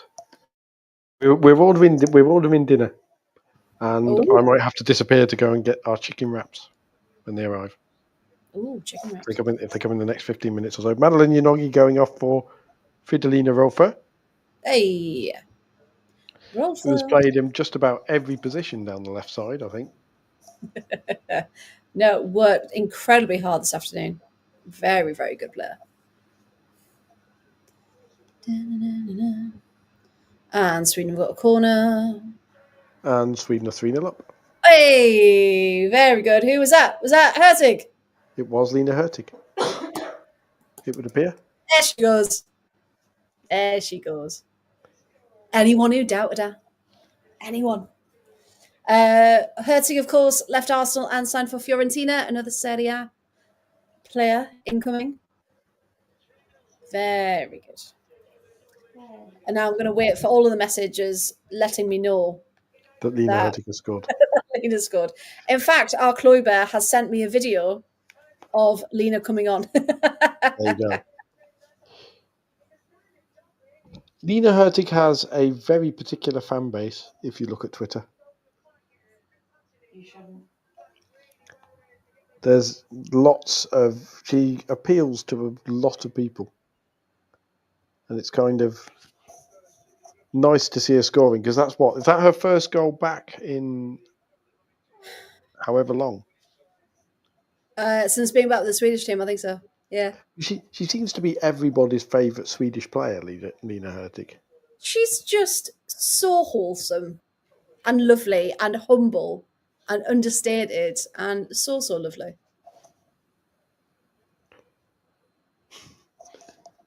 I don't know why. I just had a vision of like a Simpsons reference, just like Freya. Why does everybody like Lena Hurtig so much? And you just stand there looking at a picture of it, going, "I just think she's neat." I just think she's really cool. Okay. People talk about Lena Hurtig like Marge Simpson talks about potatoes. I just think they're neat. Where's... Oh, I don't know London. Where's which part of London is, or which Kent. direction of London is oh God, what's the name of it? Where do Arsenal play? North Well- London. Oh, Ryan's already typing. I can already hear the keyboard going. Ryan's already typing. The Arsenal fans. Arsenal Twitter is already coming for you. No, which bit? I don't know London. Stopped. Arsenal play in North London, which is really funny because they were formed in Woolwich, which is next to Charlton. But they... Yes, but which direction in North London? Which direction in North London? North. I'm trying to... Yeah, but North London is a big place, okay? I'm trying to get a photo up and I'm searching by places. Slightly east, I think. I think technically No. northeast London. Right, I was there. That's a train line. This I shouldn't was be this. there. That's a train line. No, I've got a picture of me in the shirt that I want, but it was clearly on the train because that's not where... Oh, there it is. Found it. Riveting TV, everybody. Hey, it'll be worth it.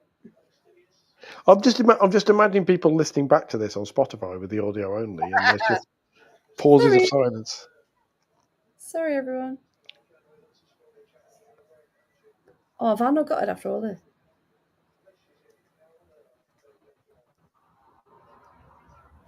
Swedes are starting to look a little ominous, though. After they were a little... Annoyingly, the thing I want is on Georgie's phone. That's not helpful, is it? The Swedes have sort of stepped up a bit of a level in this game. It's easy to say it's only Poland, but Sweden have looked a lot more assured this game. But I can show you my really happy face when I got my shirt signed. Yay! There we go. Was that the replica one, or was that the one she actually gave you? So that's the one I actually took to get signed. And then she just said, rather than sign it, I'll sign that one and have this one as well. Yes, yeah, because they had the new season shirts in their hands, signed and ready to give out. And again, this just kind of shows as well. She was just walking around by herself.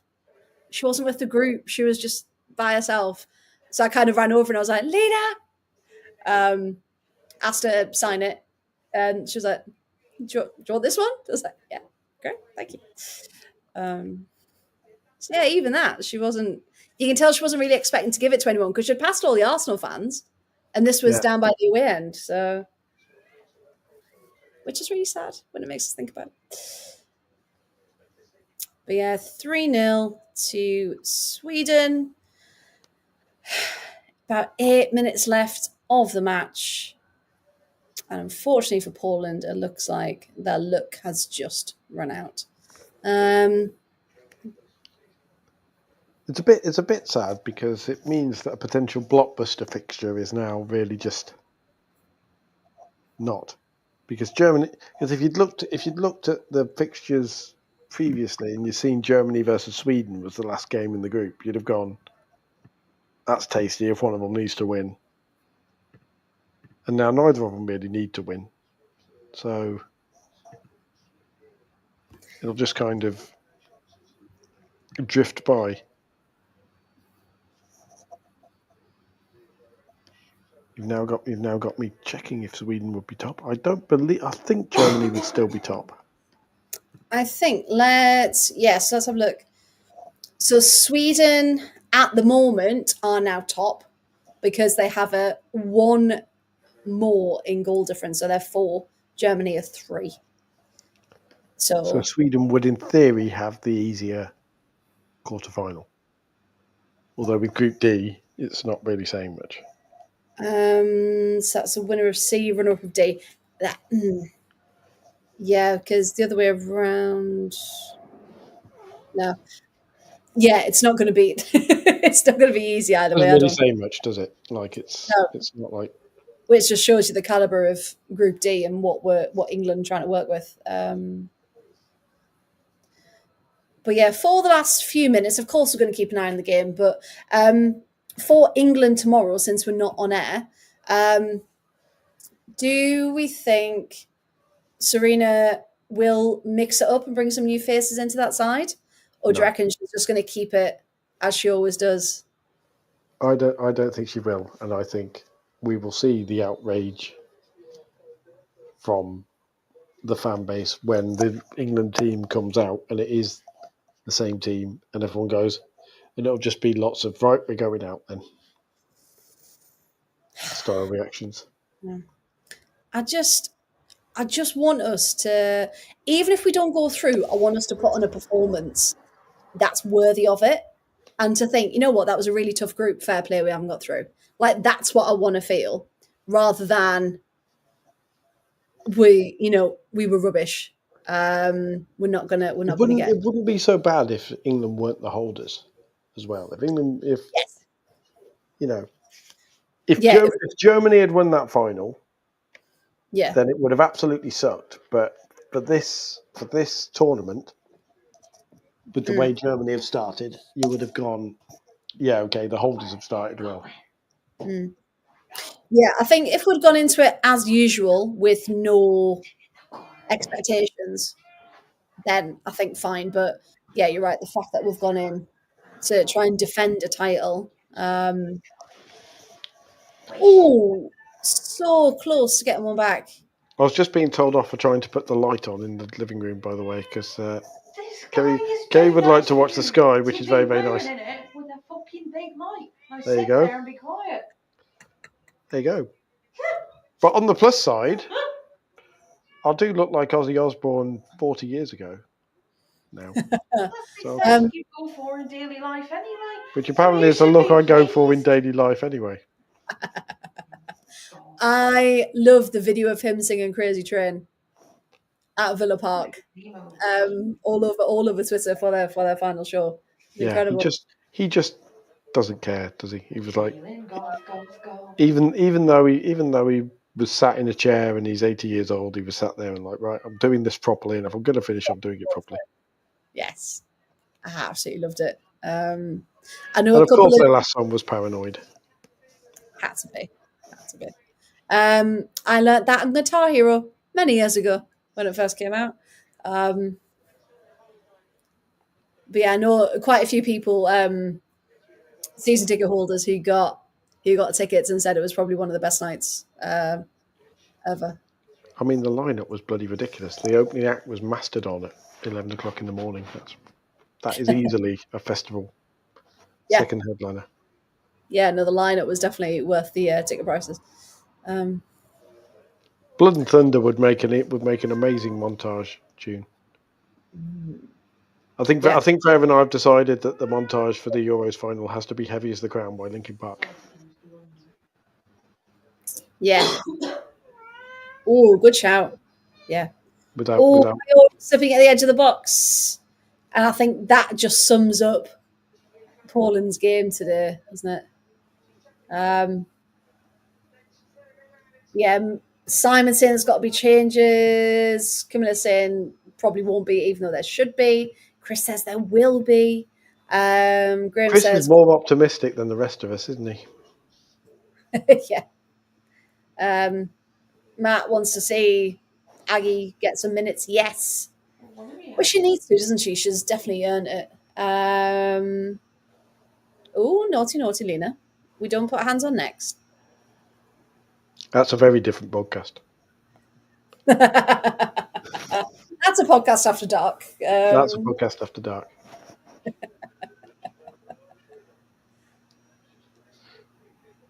Of course, we don't condone that. If that had gone in, that would have been very. That'd been beautiful. That would have been weird, wouldn't it? If Jennifer Falk could somehow. Oh, go on, Lena. Go on. Just too much on it. She goes down. No, you can't be injured. You can't be hurt. Pleasingly, Jennifer Falk is my backup goalie, so I can put her in and get the clean sheet points as well. The clean sheet. Did you know? Did you know? Mild boasting. I am in the top 250 in England in Women's Euros Fantasy. Are you? Very good of you. I've slipped down slightly because I wanted to make more changes and I couldn't. Sorry, I'm just making everybody seasick then because I made everything nearly fall over. Oh, don't do that. Let's have a look. Let's have the quickest of check-ins. Where are we? Of course, if you are playing Women's Euros Fantasy, you can still join the Team Chaos League. If you're playing on the official other apps. I've gone way down. Oh, this isn't good. I was in the top 4 at the end of last week.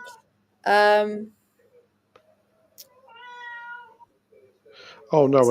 Annoyingly, I can't swap Jennifer Falk for Laura Giuliani, so I've cost myself 4 points. Oh, that's annoying. It's mildly vexing. In the world leaderboard, this is how far I've sank. 35,217 in the world leaderboard. Oh dear. Whoops. I am in the top 1,000. Are you actually? I'm in the top 1,000 in the world. In the world? At the moment. Oh. Which, I'm sorry, but that's banging. I am 93rd among people from England. I'm in the top 100 for England. Wow. At the moment. I'm 2,205. I wonder if you can win anything for finishing top in your country. No. I think there were things on offer. There are a few banging names. Daily Grind is a fairly banging name. Yeah, that's quite a popular one. Yeah. Stanway to Heaven is currently winning. The Price is Right in. That's quite a good one. Price is Right is decent. Champagne Supernova. Oh, that's a better twist. Yeah. That's a banger. That's a belter. That's a belter if you're looking at Chicklet. The Folk in Our Stars. Oh, very good. Very good. He's ever got that one. It's young adult. Canuck for winning. I like that. Yeah, Knack for winning. Pasta Caldente. That is superb. That is absolutely superb. Pasta Caldente. Brilliant. I do like someone just has called their team Birmingham City. Gold, silver, No bronze. imagination at all. See now we're just best fantasy football name.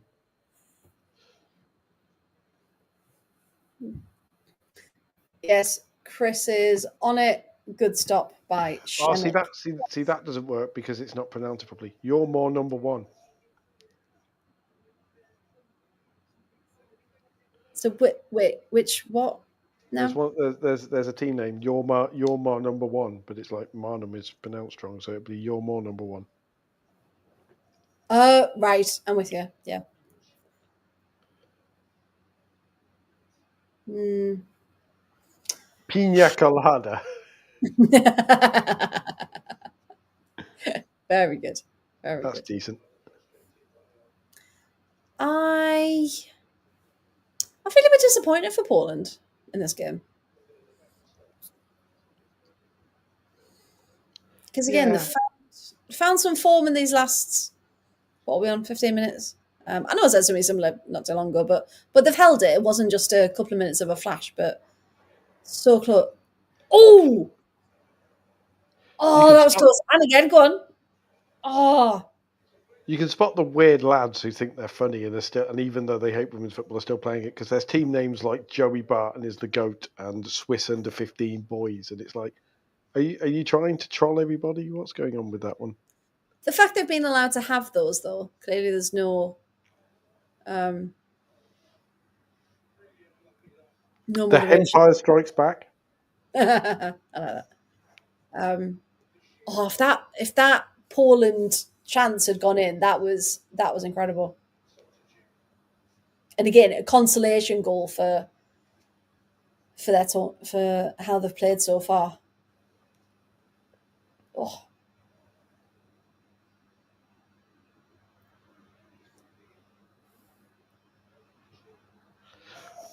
You know when you see one and you go, are they trolling or are they trying to be ironically funny? 3 irons on a shirt. It's like, are you trying to be ironic or are you trying to be edgy? What's going on with that one? or are they just positively charged? I can't Indeed. remember what ion is. Hang on, what's an ion again? An iron is positively charged Yes. Aha. because it. Yeah. So good. And full time, Poland going so close to scoring their first goal in this Euros, as Chris has just rightly said there. Well, what a bit of a Damp squib.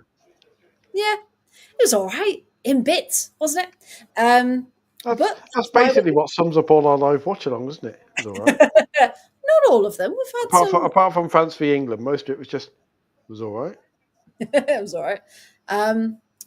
So I mean, I hope it gets better as the tournament goes on. But yeah,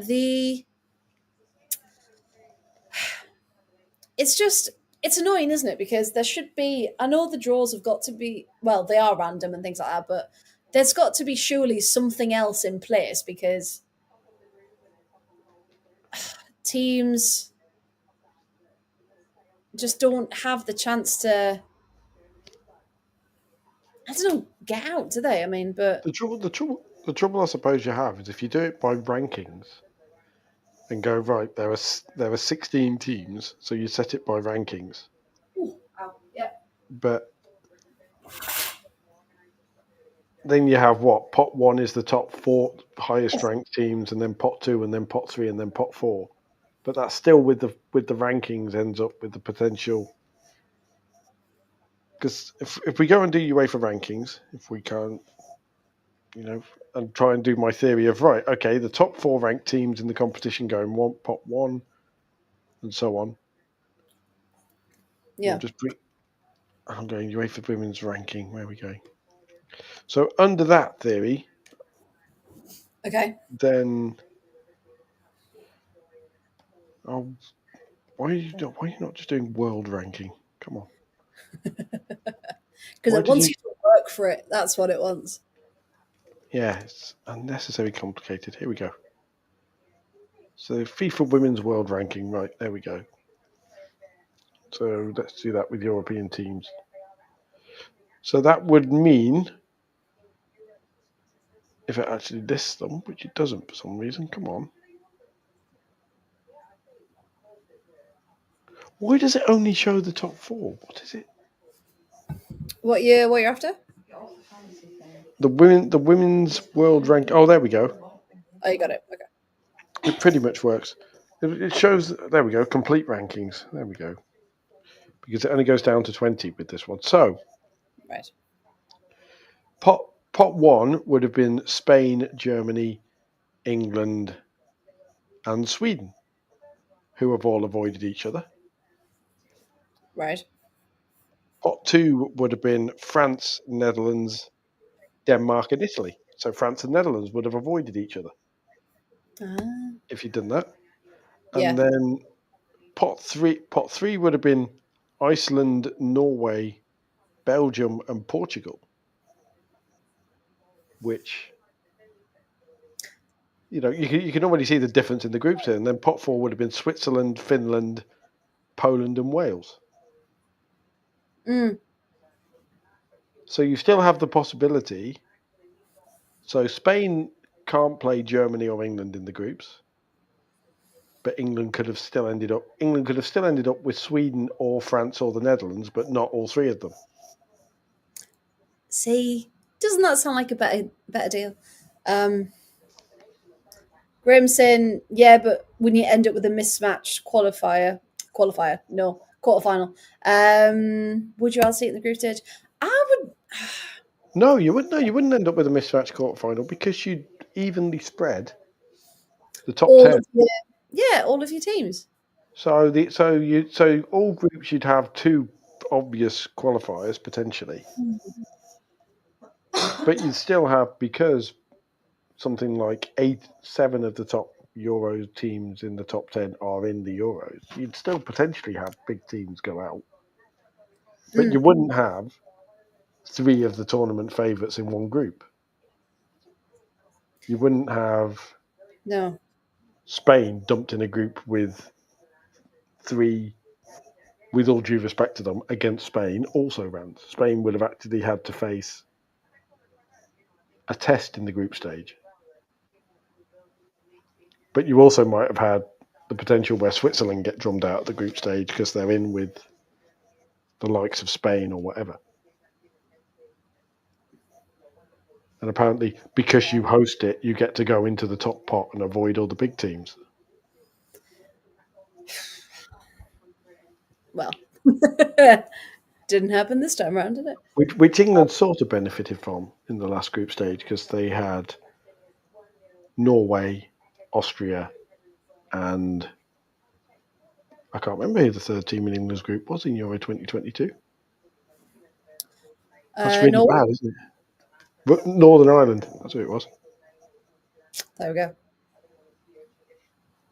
And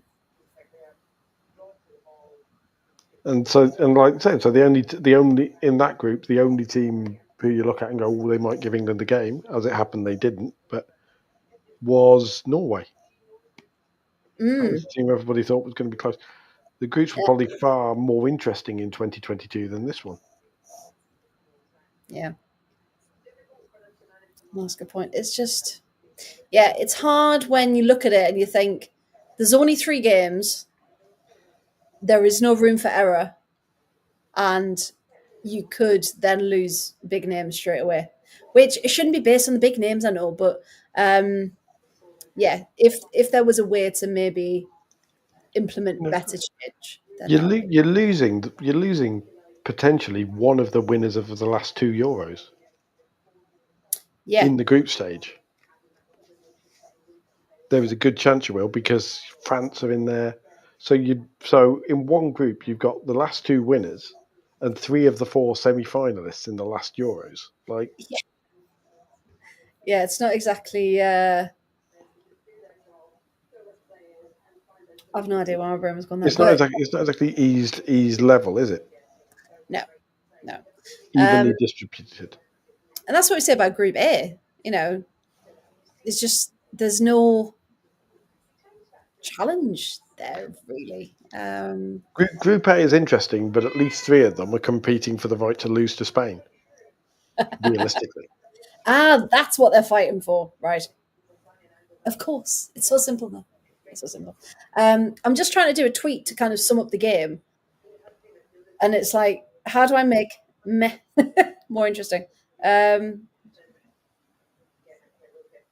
Sweden and their opponents were poles apart. Hey. Sake. There you go. That reaction is pretty much what everybody reading the tweet will react with as well. I'll tell you what, I hope Wales versus France is more interesting than that. It will be. And Of course it closer. will. Yeah, will be. It better be. And I hope we're not sat here at the end at half time going, yes, how many are France going to get? Yes, meow.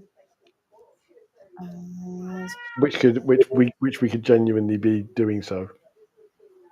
This time tomorrow night, we could genuinely be sat here going, well, England and Wales are both out.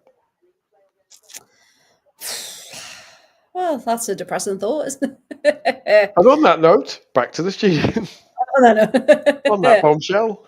Hello, I'm just going back to see where was that strike off the crossbar? Can we remember? Was it in added time? I think it was. Let's go. I'm going to skip forward. Because if that shot had come a bit quicker, you just think what would have happened. But that's it. For this evening. I'll find it in a minute when we're not on. It sounds like we just sounded slightly depressed when you just went, well, yeah, that's it. That's I suppose it's over. Well, yeah. So officially, yeah. Poland are officially out now of the tournament. So Group C, as it stands, then, as Chris has so lovely put in the chat, Sweden on 6 points in first place on a slightly better goal difference than Germany, who are in second place, also with 6 points. Denmark have 0 and Poland have 0. So officially, Denmark and Poland are out of the tournament with only one game remaining.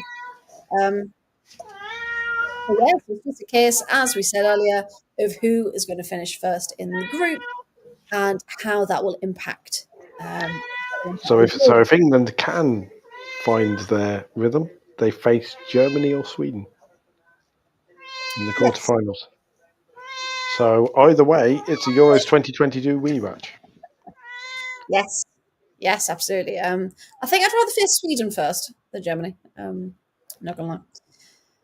The way they're playing at the minute, but yes, at the moment, just a quick recap. So because we're not here for the 5 o'clock game tomorrow, because of that darn work, Netherlands are in first place on 3 points. France are on 3 points in second. Then it's England. Then it's Wales. So England just really need to come out, pull their socks up, and really go for it. And as Georgia Stanway said, need to remember that they're England and play like they're England. Indeed, because if they lose, they're out. It's that simple. Yeah, so they need to win tomorrow, and that's it. They need to win. No points, no single points, should I say, sorry. And they certainly can't lose. So watch this space. Watch this space. Any final thoughts there, Paul, before we go? Just, is anybody worried yet?